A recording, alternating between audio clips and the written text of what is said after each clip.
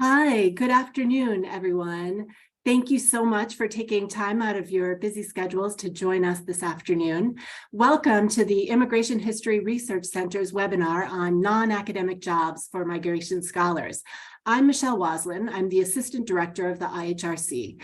The IHRC aims to transform the way that we understand immigration in the past and the present. We advance public dialogue about immigration and connect immigration history to contemporary immigrant and refugee communities. And we also offer programming to support the next generation of immigration scholars, like today's webinar. We are located at the University of Minnesota Twin Cities campus, which is located on Dakota land. Today, many Indigenous people, including Dakota and Ojibwe from throughout the state, call the Twin Cities home. So the IHRC acknowledges that the migration of immigrants and refugees to the U.S. has been part of U.S. settler colonial practices that displaced and dispossessed Indigenous peoples, and therefore we believe that the study of immigration must acknowledge these intersections, consequences, and legacies. This land acknowledgement is one of the ways in which we work to educate the campus and our larger IHRC community about this land and our relationships with it and with each other. So today we are thrilled to have three scholars who have studied migration: Chantel Rodriguez, Liz Vendito, and Phil Wolgen. They're all historians. They graduated with their PhDs, and now they are working in a variety of non-academic settings. And they are going to share their stories and provide insights and advice for grad students who are thinking about what they're going to do after graduation and are considering careers outside of academia and outside of teaching.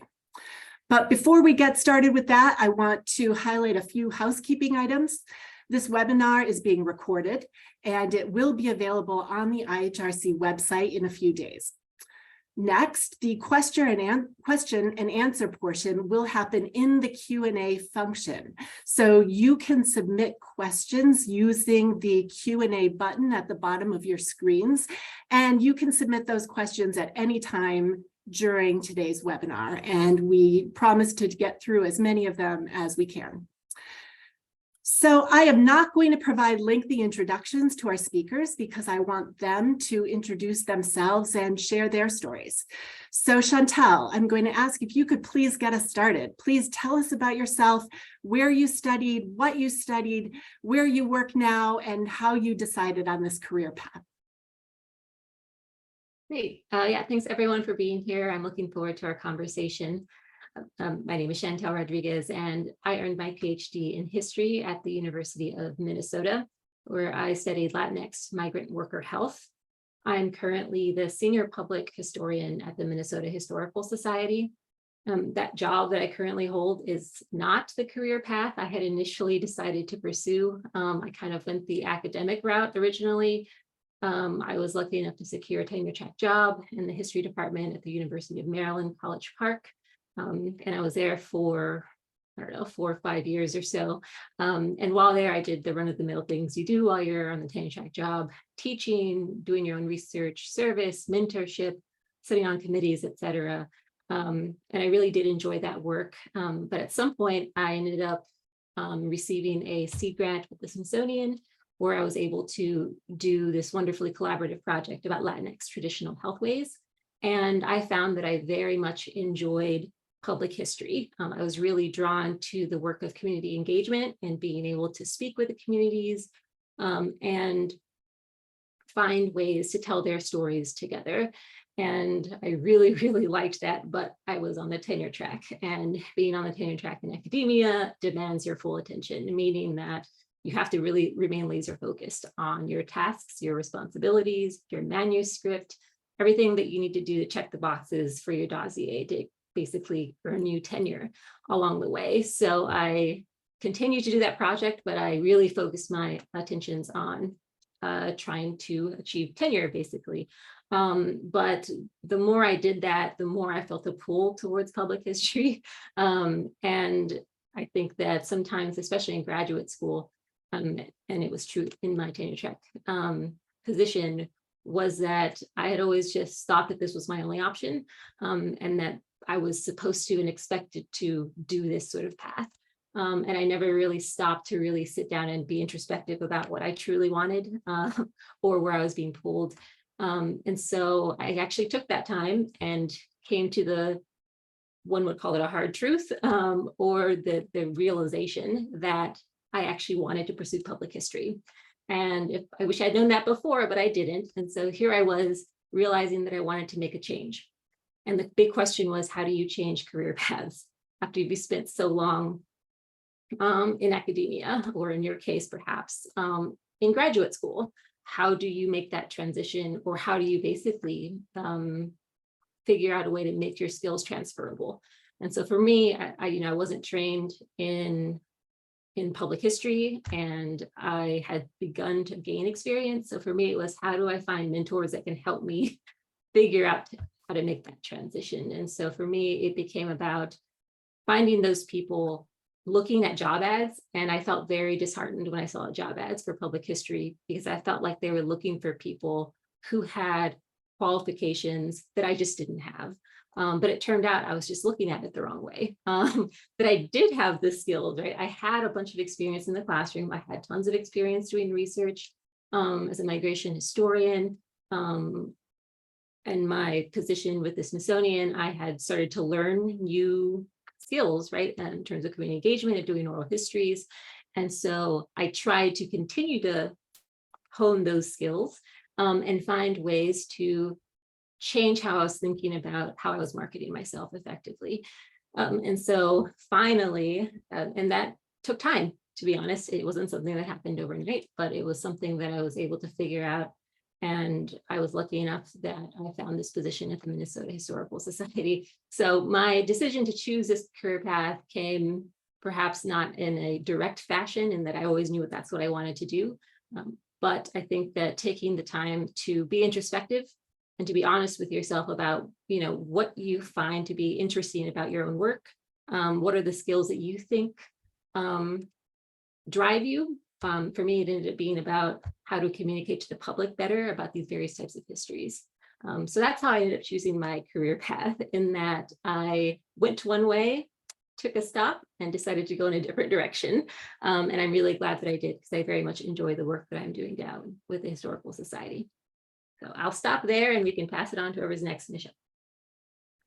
Thank you so much. That was already really insightful and very helpful. I'm going to pass it on to Elizabeth Vendito. Liz, do you want to talk a little bit about yourself and your path? Sure. I'm delighted to follow Chantal, because we was trained at Minnesota together. I was in the cohort following her. I had a different experience, but also some similar changes in direction along the way, which led me to a really fulfilling place today. So I came into the program in 2008. I wanted a PhD in history. I categorically did not want to be a professor. I had grown up actually working in museums as a kid. And so while that evolved, today I'm working in a museum. I'm at the Museum of Jewish Heritage in New York City, which is a Holocaust museum. As a fundraiser, I do institutional giving, which is corporations, foundation, and government. Happy to talk more about that in the Q&A. I've actually noticed over the years a number of my friends who had humanities PhDs actually making the transition into institutional giving. There are new skills to learn, but I think it's a surprisingly good fit that no one had ever presented to me. The only person actually ever presented fundraising to me as a career was the former associate director of the IHRC, Haven Hawley, who mentored me now many years ago, quite generously. So that's a separate conversation. But when I started the program, I knew I didn't want to be a professor. I wanted as much experience outside of academia as I could get. And that was not something that people around me understood. It was this quirky thing that I did. So a lot of it was going alone. But the thing about being at a university, if you still are, there are wonderful opportunities to gain skill and experience that absolutely will help you in your job hunt later, even if they're not a full-time job. So I, like Chantal, actually worked for the Minnesota History Day program for several years. I did a number of oral history, community storytelling projects, digital storytelling project, learned how to do some basic video editing. Never wrote an academic article because that was not what I wanted to do. Never went on the academic job market. But because I had this quirky collection of skills, my final year at Minnesota, Erica Lee, the director of the IHRC, said, hey, we have this like 25% grad assistantship on this new project called Immigrant Stories. Would you want to work on it? You have all of these skills that we need. which ended up being a very transformative experience for me, even though it was just initially this part-time job working on this immigration, digital storytelling, and archiving project. And it taught me something very early. So Chantel was talking about what drove her. One of the things I learned, in addition to liking public history and community engagement, was that I really thrive when I can grow something. And so it was growing this project. Erica was an amazing mentor. And so when I graduated, it just so happened that the IHRC got a grant and they could keep me full-time for 9 months. And Erica sat down with me and said, okay, look, I want you to make a list of skills that you want for your career. This is only 9 months.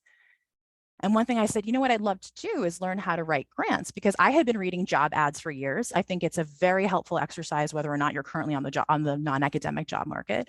And I realized that all of these jobs at museums and other nonprofits, just there was a lot of fundraising. And I didn't even think of fundraising as a field, but I was like, I should learn to write grants, because it is different than the research grants that you write as an academic. One thing led to another.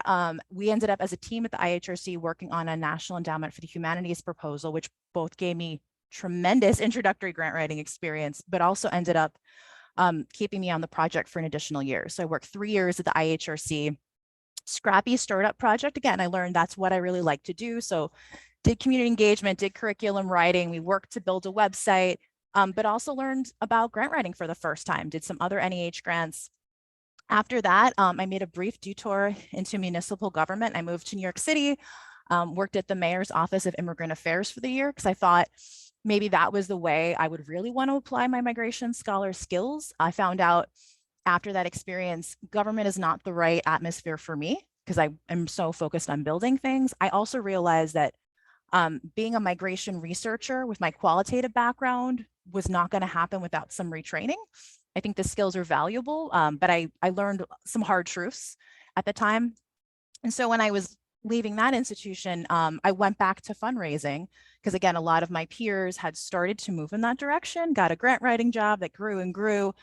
And I realized with all these National Endowment for the Humanities grants, I actually had something really great to talk about on a resume. Even though I didn't have a fundraising full-time job before, I had some really valuable experience plus the PhD. And so I ended up working first as the institutional giving manager at the Tenement Museum in New York City, later got promoted to the director of institutional giving, grew tremendously in 4 years with that organization, and realized that this was a field that could let me really grow in all of my nonprofit skills. Someday I'd love to run a nonprofit and really do some sustainable community focused work. And then about 5 or 6 months ago, I joined the staff at the Museum of Jewish Heritage as the next step in my fundraising career and really growing skill sets on a bigger team. So I will leave it there, but I'd be happy to revisit any of those topics in the discussion. Thank you so much, Liz. That's really helpful. Phil, I'm going to turn it over to you. Please tell your story. Awesome. Thank you so much. Michelle, Chantal, Liz, man, I resonated so much with your stories. I feel like I can just kind of paste my name in and stop talking. But I will, I'll talk a little bit about what I do. So I'm Phil Wolkin. I currently lead U.S. immigration policy at Amazon, where I've been for just over a year. And prior to that, I led the immigration team at the DC think tank, the Center for American Progress, or CAP. So I'll talk a little bit about policy work, I'll talk about think tank work, and I'll talk about what it's like to actually work at a for-profit corporation, which is not anything I ever assumed I would do, being the good lefty academic I was coming out of Berkeley. But anyways, I finished my PhD in history at Berkeley right in 2011, right in the depths of the Great Recession, when it became clear that there just really weren't jobs in the academy. And so while I knew by the time I was finishing that I wanted to go in more the policy direction, it certainly was both a push and pull thing. And I'll say, as I talk about my own story, I wrote up a lot of my ideas around job searching and the things that I wish I had known in a long Medium post a couple years ago called An Academic's Guide to Getting a Non-Academic Job. I think that's going to be sent around in some of the resources, so definitely check that out. Hopefully a lot of good tips in there. But for me, at least, I focused my dissertation on a policy topic. So I'd love to say that, because I was working on the history of immigration policy, I knew from the beginning what I wanted to do. But that just absolutely no, right? I came in thinking I was going to get an academic job just like everyone else. And really, only when it became clear there were no jobs did I start looking elsewhere. And so I moved to DC after my third year to do my actual dissertation. And the more I talk to people here where I still live, talk to people in politics or working at nonprofits or advocacy, the more they just kept asking me, how my research affects the present. What does it mean for what I'm doing now? And that really pushed me to think about like, okay, maybe I am interested in this much more presentist work. And so as I was finishing, I spent a good 6 months doing the job search and very much thinking about like, what does immigration policy look like? What are the different types of jobs at think tanks, at advocacy orgs, government, nonprofit? I can talk much more about that and what the job search looks like. But ultimately, I was able to land this role at this think tank, the Center for American Progress, on their immigration team. And I started out in a role that was really pretty close to what I did in grad school. About half of my work was writing my own research papers, and the other half was working with academics to translate work for a policy audience. I spent 11 years at CAP and moving from that researcher role to leading the team in a role that was much more about strategy and frankly, managing people. And I'll say that I really enjoy that kind of work, but it was also a conscious evolution because I think in a lot of policy, nonprofit, or government work, if you're primarily a researcher, I found there's a ceiling of what you can do. And everyone wants research, but they want to do something with that research, to advocate with it, to move a member of Congress, to pass a bill, to go out and run this big campaign. And if you're not the person who's doing any of those things, the comms part, the advocacy, the lobbying, then there's really only so far you're going to go. And so, as you think about non-academic jobs, I would push you not only to think about a wide variety of places, and I certainly think the three of us here have very different experiences, but also think about what skills either you can translate to a non-academic audience or that you can frankly build onto what you're getting from these other places that you'll end up going to. That brings me to where I am now at Amazon. Again, I never expected to go into the private sector, but I was ready for a change after 11 years at CAP. And, in terms of an immigrant population, Amazon has a massive, massive population, everything from recent asylum seekers in our fulfillment centers all the way up to high school coders and everything in between. And so what I do now is find the pain points that our employees are facing and then work with government agencies, members of Congress, et cetera, to go out and fix them. That's on the individual casework, if people are getting passed around government agencies without getting an answer, or if it's more systemic about thinking about, how do we make life better for asylum seekers or humanitarian-based immigrants, or fix green card policy. Even though this is really not the traditional academic work, and I'm probably the farthest point from academia now, I still rely every day, as I have throughout my non-academic career, on what I learned in grad school, which is really synthesizing large amounts of information, making sense of it, asking the right questions about what's missing, and then writing all of it up in a clear and compelling way. And I know I saw one of these questions already come in the Q&A. I'm often asked on these panels what kind of skills people should get. Should they do quant? Should they take classes in social media or comms or this? And to me, I think like both Chantal and Liz said, it's much more about translating the skills that you already have for that non-academic career than it is about building new skills. But maybe I'll stop there and we can talk much more about all of that. Great. Thank you so much, Phil. Thanks to all of you. I think we're off to an excellent start this afternoon. We want to learn a little bit more about the people who are in the audience so that we can do a better job of answering the questions that you might have. So I am going to ask that the poll go up. Yeah, we have a poll to ask you a couple of questions. And please fill that out as I'm speaking, and we'll use that information to help direct questions and information to you. While the poll is up, I just, full disclosure, I want to say that I am also one of these people who got my PhD and ended up working in non-academic jobs for most of my career. I had worked in immigration policy and advocacy for a couple of years in Chicago, and then realized that I really was an academic. I really missed school and wanted to go back to school. I ended up getting my PhD in political science from Notre Dame, but about halfway through, I realized, there's still a little bit too much of that activist and advocate in me. And so when I graduated, I ended up moving to DC and getting a job doing policy and advocacy. I was lobbying on the Hill. I was writing letters and talking points. And it was quite a shock going from writing a 350-page dissertation to being told that I had to write everything in bullet point form and nothing could be longer than 1 page long. So there is some adjustment that takes place, but I was able to, within that job, I wrote longer reports. I realized that I was privy to so much fascinating information and I wanted others to have access to that. So I did write a lot. I, tried to keep up on journal articles and books and what was happening on immigration in academia, and continued to attend professional panels and that type of thing. And over the years, my career did evolve in more of a research direction and less in that lobbying area, until I ended up getting a job back at a university in a research center, first in Virginia, and then now here at the IHRC. So I am also going to try to chime in when possible with some of my experiences, if that's helpful. So thank you, everybody, for answering the poll. I'm going to move on to a couple more questions for our speakers.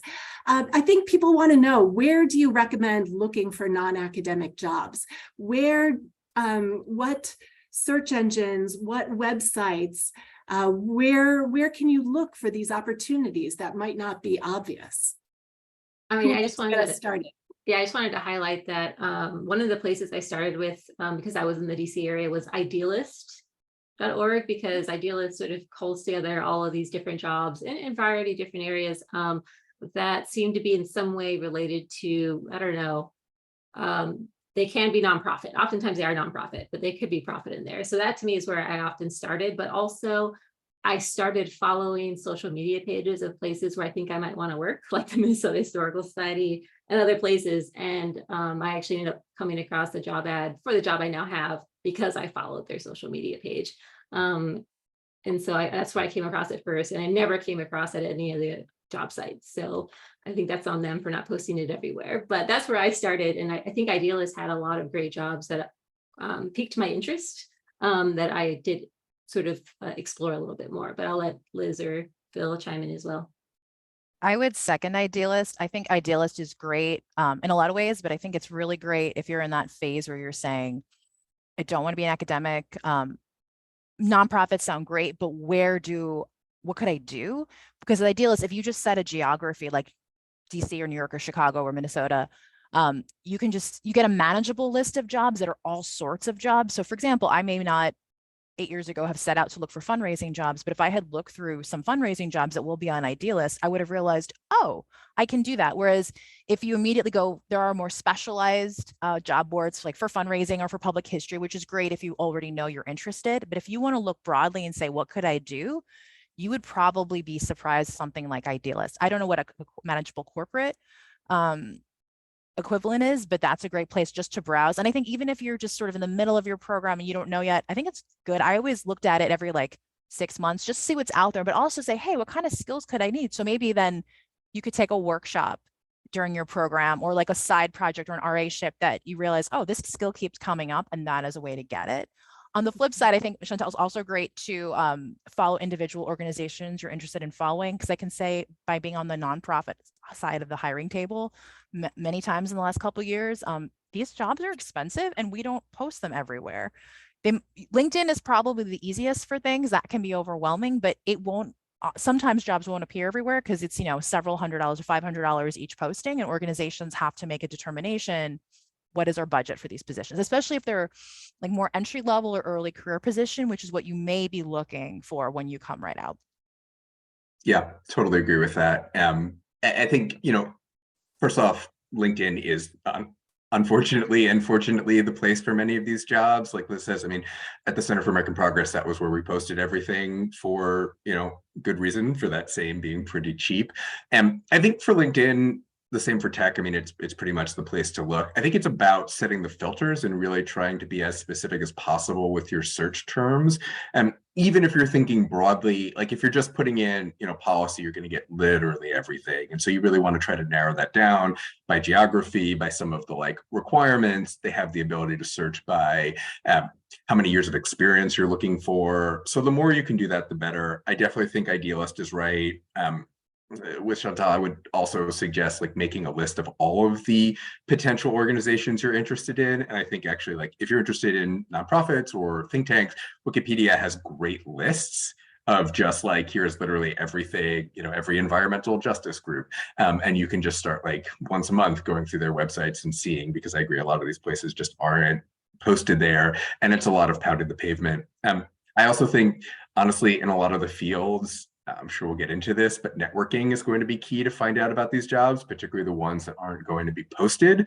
And so the more you can start to get a sense of what are the different fields, whether that's really broad, like you want to work in migration, or really specific, like you want to work in international migration in Albania, working with kids, like start with that. Figure out the institutions, whether it's Wikipedia or elsewhere, just Googling around, that work on this issue, and start emailing out, whether it's cold or whether they're people I'm happy to talk about like how to do that. But the more you can network, the more you can get people to like send you those jobs that might not get posted, or that you might otherwise overlook. Can I add on to that? Because I think sometimes we talk about networking and it becomes very scary when you're an academic, and it also makes you feel bad because you're saying, oh no, I'm supposed to network on top of everything else. One way to start it, and one thing that my IHRC mentor had me do 10 years ago was so valuable, was to do informational interviews, which is how you can start building up a network outside of academia. You may have heard of them, but basically you email someone and you ask, can I have coffee with you for 20 minutes? I'm just interested in learning about your field. Now it's hard to do cold. You can do that. Look up someone in LinkedIn. I found just my mentor started me off by introducing me to 2 people in the University of Minnesota Foundation. But if you find one person and introduce you to someone, you're not asking for a job. You don't have to impress them. You literally have to ask questions, which as a researcher is what you're excellent at. And then at the end of it, you say, hey, look, this was really interesting, or I'd love to learn more about this thing you talked about. Can you connect me to someone else? And that's a really concrete way to start building your network that at least I found much lower stress, instead of like go to a networking event. It's like a conference, right? Go to a conference and impress everybody. And I was like, well, that's terrifying. Yeah, I agree with everything everyone said. I'll say that Daybook is another useful website job search that I have utilized. I was also going to add informational interviews. I've done a lot of them. I've been on both sides, and I've found them always very helpful. A couple of years ago, when I was looking for a job, I did some informational interviews. You're right, Liz, that you need to get that first one, and then they put you in touch with other people and make it a lot easier. And some of the people that I met through informational interviews also hooked me up with listservs and kind of community groups that had job listings where people kind of advertise different jobs within smaller communities or regional areas. And that was very helpful. I never would have known that those online groups existed unless somebody had told me about it and got me on the list so that I continued to receive the emails. So now that we've talked a little bit about how to find what jobs are available, how is the job search process different? I think that an academic CV looks different from a resume for other types of non-academic jobs. The application process, interview process is a little bit different. Would the 3 of you like to talk a little bit about the job search process? Who wants to get started, Phil? Yeah, I'm happy to start. Maybe I can just focus on the tech and for-profit side and let my colleagues talk about the nonprofit. I mean, I've done both, but tech in particular, but I think you see this in a lot of large corporations, is radically different than I think most of what you're used to. So at any of the big tech companies, there is absolutely no requirement for a cover letter, which I will say is the exact opposite of most nonprofits, where I will tell you, you really should focus on that. So it's all about your resume, and what folks are looking for is 1 to 2 pages, not a list of everything you've done, but really focusing on what you've done, your key outcomes, your accomplishments, and your skills. And written, with active verbs, really pretty crystal clear of what you're doing. The other thing about Amazon, certainly, but many tech companies, many nonprofits, frankly, now use behavioral-based interviewing questions. You can look this up online. The federal government actually has a long list of behavioral-based interview questions, but these are ones that asks you, tell me about a time when you did X, or, we often do a high volume of immigration filings. Tell me about a time when you had to juggle 8,000 filings in one day, and how did you do that, right?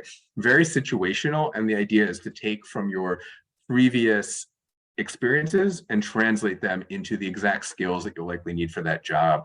These are things you have to prepare for. It's not as easy as somebody just walking in and saying like, hey, look at your resume. Tell me about that job you had. Oh, tell me about your dissertation. As a side note, I've never had anyone ever once ask me about my dissertation, even when I was in a really academic thing. Nobody cares, unfortunately. Makes me very sad.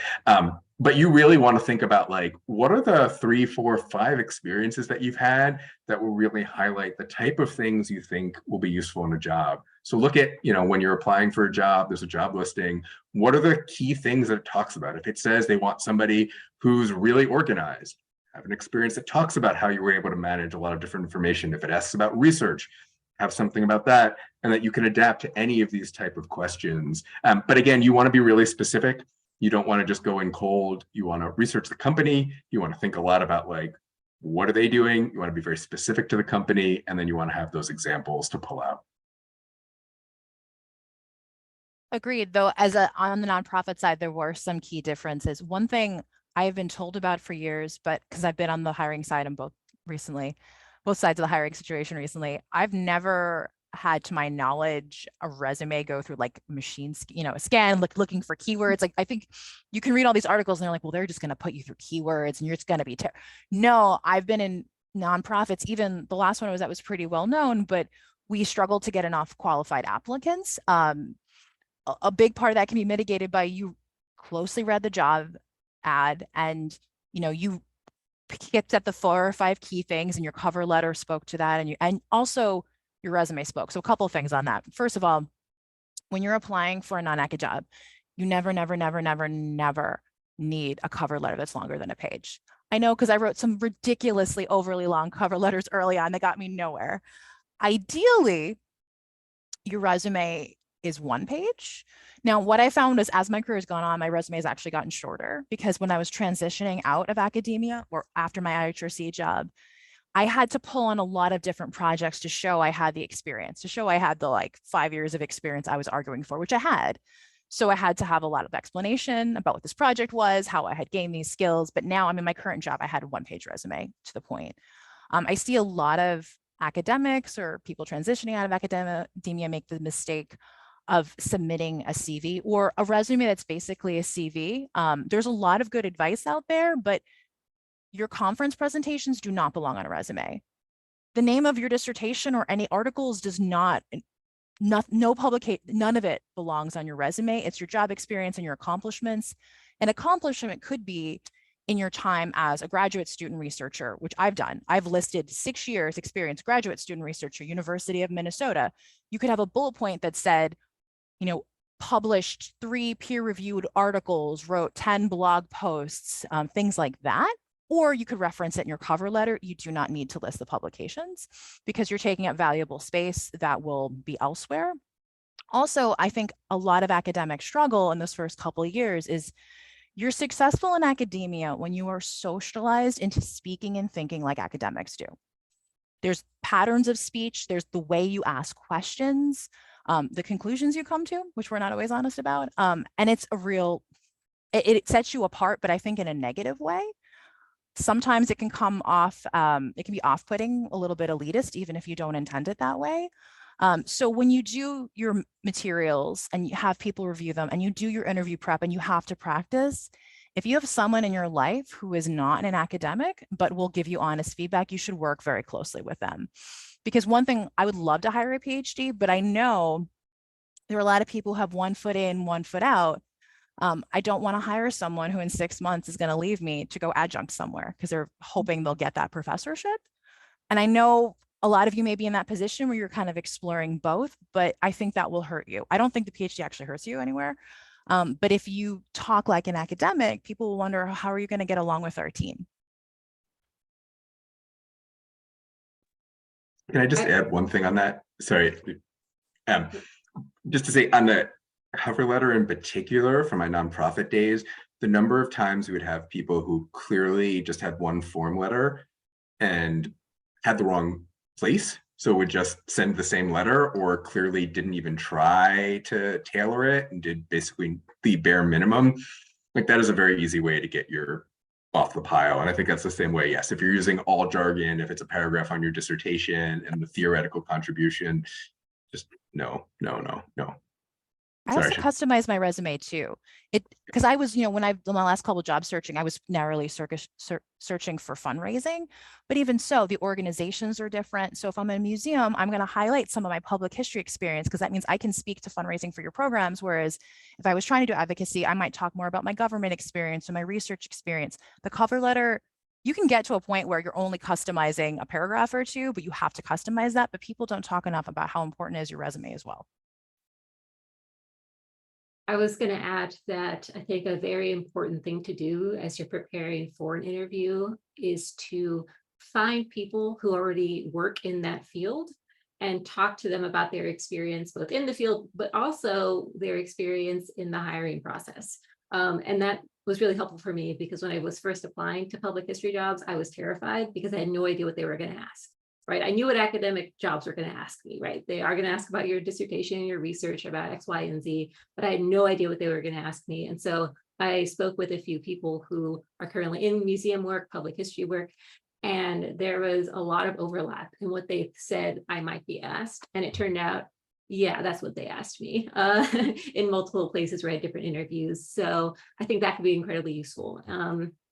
To sort of make those connections in whatever way that you can, because that can help you get some insight and feel more comfortable and you can be better prepared versus like sort of going in cold thinking that you might be asked to sort of, what's your weakness and what's your strength, which may be asked, but other things that are specific to the job, I think would be really helpful. So making those connections, asking questions about what that process will look like and what you think they often look like. And even now that I'm on the other side of it, I see now why those questions are being asked, the sort of same types of questions in public history.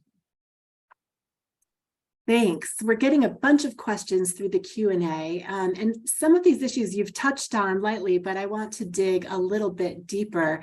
Let's talk about the skills that you use most at your job. And what are the skills that you learned in graduate school? Do you have advice for how to get those skills for people who are still in graduate school? And what other, broader skill set do you find that you rely on?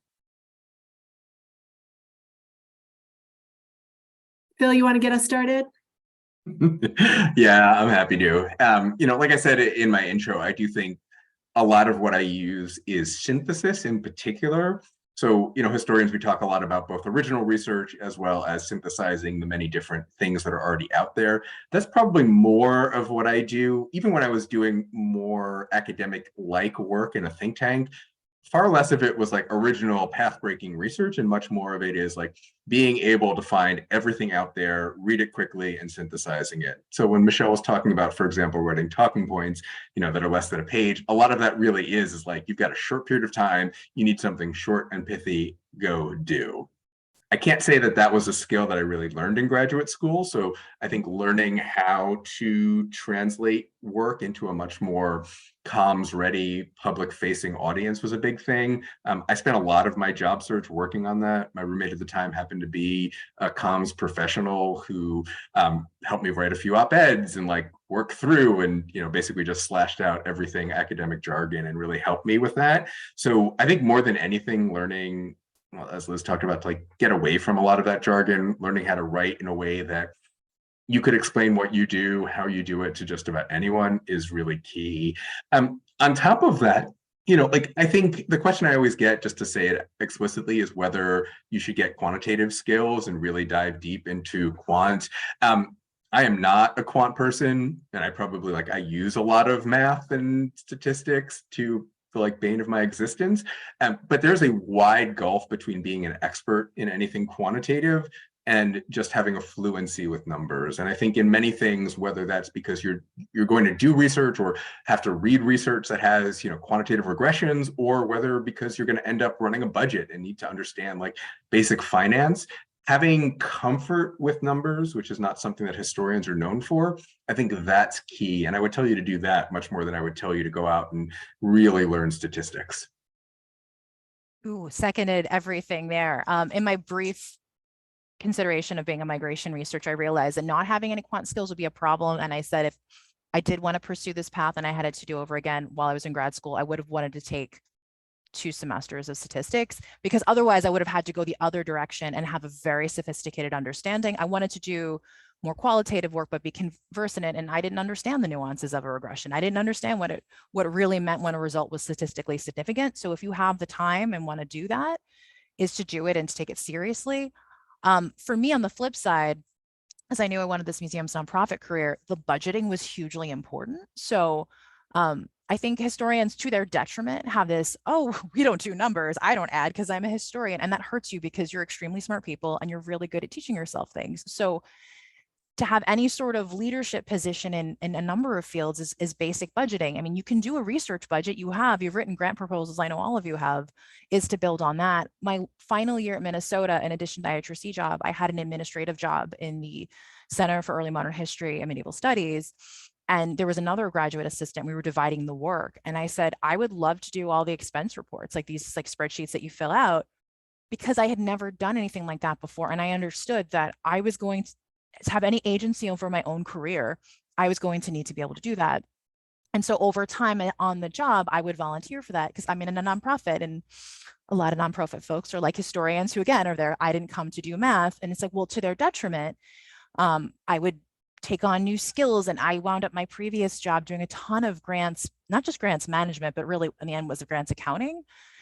Another great skill set you have as a PhD, especially if you're in the humanities, is the ability to teach yourself things, because there is no structure. You get, your ABD and they're like, go write a dissertation, and no one tells you how to choose a topic, how to do it.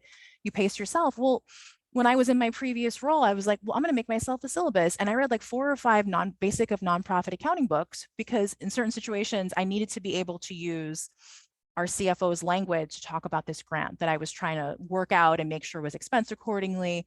I realized we had a communication issue, and I had no problem of writing myself a syllabus. And I think that's a really great attitude that PhDs have, is that ability, and to not be intimidated by teaching yourself. You're like, oh, I'm just going to get a bunch of books and I'm going to learn about this. I don't have to be an expert, because if you were, working on a new project as an academic with a subfield, you would say, oh, I'm just going to, find a syllabus, or I'm going to read widely in this subject. And you would build that knowledge. You can do that with other skills outside of academia. Maybe you can't teach yourself, a master's degree's worth of statistics, but for other basic job skills like basic budgeting or, basic marketing skills, you definitely could. I would say that, in grad school, but then also in my academic job, what you're doing as a grad student and in academia is you're doing research, you're balancing research, you're teaching probably, and you're possibly managing multiple archival sites, and doing a lot of different things at once, right? And trying to figure out how you can translate those skills into something that the non-academic market can make sense of. How you can make it legible is difficult, but I think for me, I started thinking about it as, okay, I used to write tons of lectures, right? I used to do lesson plans, which means that I can develop content. And that's, kind of a good way to convey that sort of skill. I can draw on my general historical expertise to make things accessible to audiences, right? And so depending on what job you're applying to, right, that could be helpful. Or you could say that, your knowledge of particular thematic frameworks can be useful for public programming or creating educational products or exhibit content and things like that. So being able to translate things that you do that's very specific to the academic world into things that other people can understand is absolutely key. And your experiences will vary, but there's ways in which you can look at that and extract things that are, again, legible for the wider audiences, because people don't care that you taught classes. And they don't care that you wrote articles. They care that you, again, can develop content, that you have a critical thinking lens and things like that. And I think one thing that Phil mentioned earlier is, especially with the resume, is your outcomes, right? How can you measure your skills and like, what have you achieved and how does that look? And so being able to highlight those outcomes is incredibly important. In addition to those skills, I think they kind of go together. Yeah, thanks again to all of you for bringing up those important points. I just want to second a couple of things. One, I've heard the word translate a couple of times, and I think that that is key, not only translating the skills and knowledge that we learn in graduate school, but translating, in my case, it was translating very complex ideas and language into much simpler terms that anybody could understand. And that is very challenging. And it seems like the opposite of what we do in graduate school so many times. And then the other big difference to me was timeline, that especially in the policy and advocacy world, everything moves very quickly. You're often responding to whatever happened in Congress or on the news that day, and you need something right away. And I feel like in academia, you would say, okay, let me think about the problem, and then I'm going to go apply for a grant. And then, in 2 years, I'll have a paper ready for you. But, in the policy and advocacy world, you need to have it that afternoon, if not sooner. You're working on a very different timeline.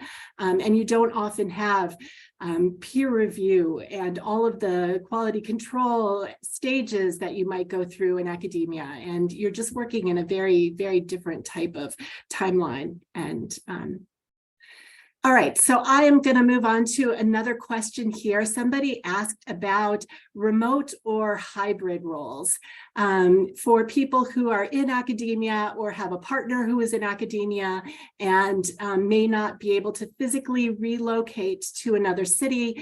What are you seeing in terms of remote possibilities for non-academic jobs, either in the corporate world or the nonprofit world? Way more. I mean, it's as everyone post-COVID. I'm been museums the last couple of years, and even so, we've had to be hybrid, but there's so much about being on site. The roles are all hybrid because you want to retain your folks, but apply to a lot of nonprofit jobs that are entirely remote. You could be anywhere. Also, just speaking about post-COVID is an important note. I know everyone feels overwhelmed because she's like, how do I transition out of academia? We're in this moment where a lot of people are reevaluating life. Transitions and jobs are normal anyway, but it's just so much faster and so much more pervasive. And I think you'd have to do a lot less explaining at this particular moment than you maybe ever have before. Not that it was really that bad. Everyone is moving around. Everyone is looking for hybrid. Lots of people are looking remote only. This is a really good time to look. Does anybody have anything to add? All right. Come to Amazon. We're fully remote, totally. Amazon.jobs, but beyond that. All right. So let's talk about at your job. What do you find most fulfilling about your work? I wanted to do sustainable work. I did that back when I was in the IHRC, and I love that when I see a direct line from the money I raise to the public schools that attend our programs for free, a children's exhibition about the Holocaust that goes up next fall, things that have been archived or digitized. My previous job was hit really, really hard by COVID. It messed up our budget model and the museum almost went under. But I felt in that moment of fundraising when I was saving no one's life, I did find a huge sense of purpose in that I believe in this work so much that we do, and I am directly able to ensure that we can continue to do it. Yeah, I think for me, I enjoyed academia for a lot of different reasons. But for me, I kind of just realized that sort of existing in the ivory tower and having conversations amongst other scholars, while like intellectually stimulating and rewarding in its own way, was not ultimately what I wanted to do. It wasn't fulfilling in the same way, especially given current political climates, that to do historical work in a responsible way for me meant reaching the public and finding a way to do that. And for me, public history made sense. And so my current position is not specifically about being a migration historian, but a lot of Minnesota history is oriented around immigration, migration, borderlands, which is part of my field. So that's what I find most rewarding, is that I'm able to bring to bear not only my, a theoretical and historiographical and content subject matter expertise, but the fact that ultimately the histories that I'm helping to interpret, programming I'm helping to put together is reaching a much broader audience. And I think teaching people about history is incredibly important. So that's what I find fulfilling about my current job. Yeah, I love that. I love both of those answers. And I'll say as well, I mean, I think that through line of seeing the very clear, this is what I've done and this is where it is, whether that's, research that my team at CAP put together, ending up in a Supreme Court brief defending DACA, to, being very clear about like, I now talk to the people I help, and I helped a recent Afghan arrival like navigate the Social Security office, which is not at all what I did in academia, but it's like, man, I feel really good about that. But even, I mean, just to build on that, something that we haven't talked about, which, could seem a little more crass, but just in terms of the like work-life balance as well as compensation, I found to be much, much better outside of the academy. None of the jobs that I've had have required me to work around the clock in the same way as academia, in that like you're never really off, because you're always like, oh, I should be reviewing another book, or I'm like should be doing my research. And then if you are on the tenure track, like Chantal talked about, you've got your teaching, your research, your publications, all of your academic service. And I found mostly that there are definitely times when I'm pushing and I have deadlines and I have to work nights or weekends, but most of the time my weekends are my own, my nights are my own, and there's not that same pressure. On the compensation side, I mean, we all go through a lot of years of graduate school where, I mean, at least speaking for myself, I was not making any money, to say the least, putting it mildly. And many of us come out with large amounts of student debt, whether from undergraduate or graduate. And so, for me, not really saving any money for retirement until I was already in my 30s hurts now that I'm no longer in my 30s, let's say.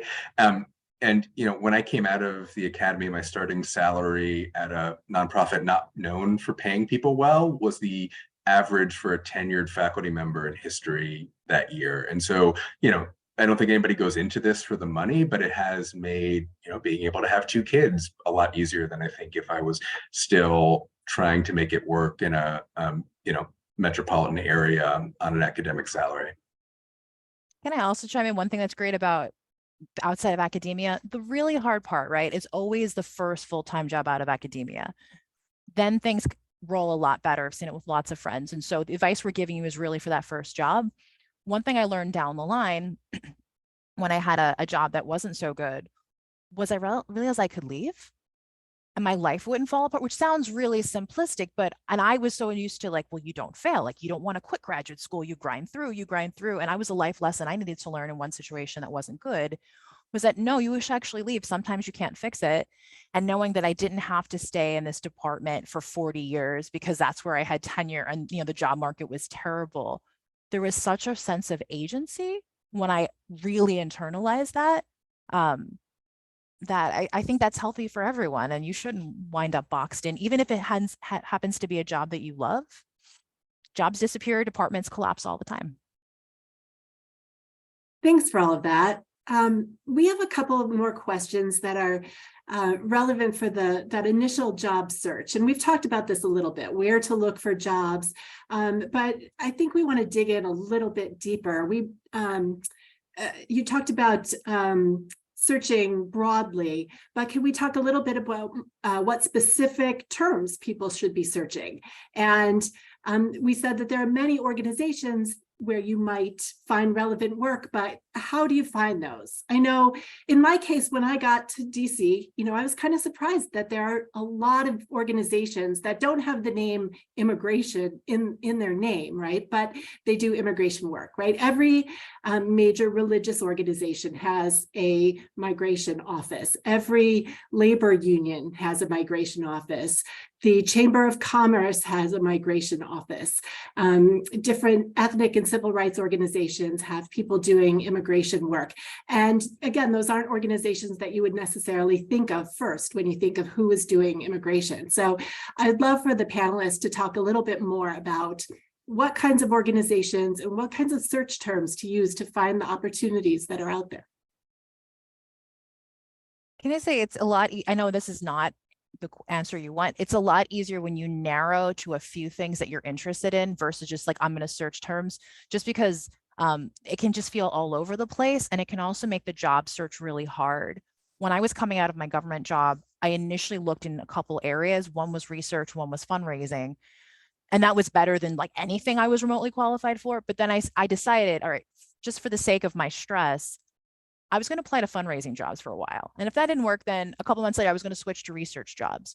So I like focused on fundraising. I had materials for fundraising. I asked questions about fundraising, and that made it a lot more of a productive job search. I know that doesn't get you to that initial, but if any of the careers that we're talking about are appealing to you, it's investigating that one. And it's fine if you research that and you're like, actually, you know what? Fundraising would make me miserable. I don't want to do that. Or I don't want to be in, teaching, or I don't want to be in public history. Sometimes you make a little more progress by crossing things off the list. But if you're more like, what would an entry-level fundraising job be? Because I see some people in the chat saying, well, what can I do? I teach, I do research. Well, I write. I'm trying to hire someone as an entry-level job. I need someone who can write and hit their deadlines. You all can do that. Yeah, and I think I've tipped this to one of the folks in the chat also, but I would also think about the type of skill that you want to do along the lines of what Liz is saying. So not just like, okay, I want to work in policy work, I want to work in a nonprofit, or I want to work in, environmental org or this or that. But like, okay, yeah, I want to do communications because I like writing, or I want to do advocacy, or I want to do direct service because I really like working with people. You'll find roles for people coming out of the academy in all of those, but that will also really help you narrow your search and think about like, if it's direct service, it's going to be, the local NGOs. If you want to work in immigration, right? There's a couple, if not many, immigration service providers, nonprofits working on that in your community. That's where you start. You look up all those places. If it's like communications, you're looking up the like major comms firms, you're looking up like advocacy orgs or other nonprofits or whatever it is, but there's going to be like a set of jobs and people that you can network with that do that type of thing. So hopefully that like helps you at least push toward a specific direction. And that'll also help with LinkedIn and other searches. All right, so it looks like we are just about out of time. So I want to ask one final question and give you an opportunity to mention anything that you haven't been able to mention so far, and share, what's the most important piece of advice that you would like to give to somebody who's in graduate school, who's thinking about working outside of the academy. Chantal. I feel like one of the things you can do, I'm looking at the poll and seeing that at least half of you were interested in learning how to prepare for jobs while you're currently in grad school.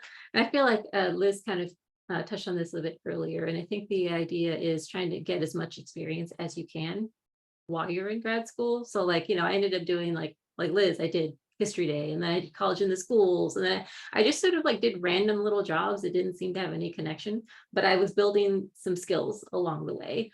And I don't think you have to go just out of control and just find everything that you can just to get a whole list of skills. But I feel like at least taking the time to see what's available and seeing what might pique your interest of something you may want to learn, right? Whether it be a skill or something that's in a center that you think is interesting, because you might find that you're drawn there for a reason, whether it be for a skills-based thing, or it turns out that you actually do want to do social service work or whatever it may be. So just being more aware of that, because at least I know in my experience in grad school, there is a real push to focus on academia and like not get sidetracked, I think to the detriment of many students. And so realizing that you can look elsewhere just to see what's going on and trying to find those other opportunities, I think can be helpful at the very least to help you think about other options, or being strategic about developing skills that you may be able to use as you're looking for non-academic jobs in the future. It's beneficial to be curious. And that's why I think most of us get into these studies and then you get to graduate school PhD program and you're, told to specialize immediately. And well, what's your progress on the dissertation and how many articles you're publishing? And when I started, no one understood what I was doing. My advisor, though, was wonderful because I sat down with her when I was going into the program and I said, I don't want to be a professor. And she's like, actually, I think that's a good idea. And I was like, here's what I want to do. And she's like, well, that's not honestly what we do here. But if the initiative will come for you, we'll support you. And she did. One thing I wanted to end with, just to debunk something that used to stress me, I have started a career that I find very fulfilling without having to be any sort of online celebrity or influencer. I think you get a lot of this advice of well, you should have a blog and you should be on Twitter. And I have had one or two friends who have become some niche personalities and been really successful, and there have been career opportunities, but most people don't do that. And I think that just becomes another bit of pressure on you, another thing that you feel like you're failing at, and you're not failing at all. You are just fine. I had a good resume. I worked for a good resume, and then eventually a good LinkedIn page, which reflects much of that resume. That's the professional page you need. And ideally that LinkedIn will posit you as a professional, not as an academic or not as a researcher. Even if you're still on the academic job market, the academics are not really looking at LinkedIn. Other people are, because, the first thing I'm going to do, I get a resume, I'm going to Google you if I'm a little curious. And that's where you can set the narrative, and they can be two separate things. Yeah, and I would echo a lot of that. I'd say as well, on that point of specialization, I think as academics, we're often told to downplay what we know because you only know this very small slice of the thing that you've written on. And so as much as you can fight against that and try to talk broadly, as we've talked about throughout this presentation about your skills, better. And the last thing I would end with is just don't be discouraged. Even if you are the absolute most qualified person for a job, you still might get it. Even if you start, cold emailing people, they might not write back. It's just sort of the way it is. And you just got to keep going and know that there are a lot of opportunities out there and you will find something. Wonderful. Thank you. Thank you so much, Chantal, Liz, Phil. You were wonderful panelists. I think we've all learned a great deal, and you've given us a lot of food for thought. So thank you so much. Thanks to everybody who joined us and stuck with us this afternoon. Before I go, I just want to make a quick pitch. The IHRC is co-sponsoring another webinar next Wednesday, February 22nd, on climate impacts as drivers of displacement. And this is co-sponsored by the Binger Center for New Americans, the Human Rights Center, and the Human Rights Program here at the University of Minnesota. And you can get more information on that webinar on our website, cla.umn.edu/IHRC. This will be available, this recording will be available on our IHRC website in a couple of days. So make sure you tell your friends about it. Thank you, everybody, and we'll see you at the next webinar.